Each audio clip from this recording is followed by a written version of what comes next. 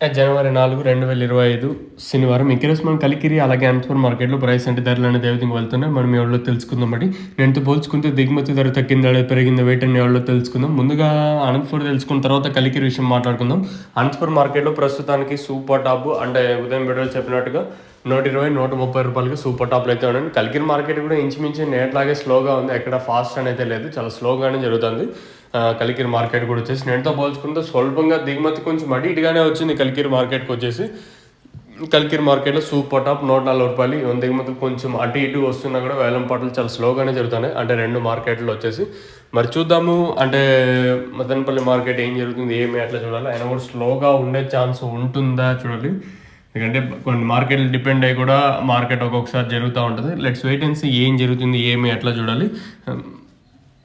ఇంకా కలకండి ఇంకా ప్రస్తుతానికైతే ఇన్ఫర్మేషన్ అయితే లేదు.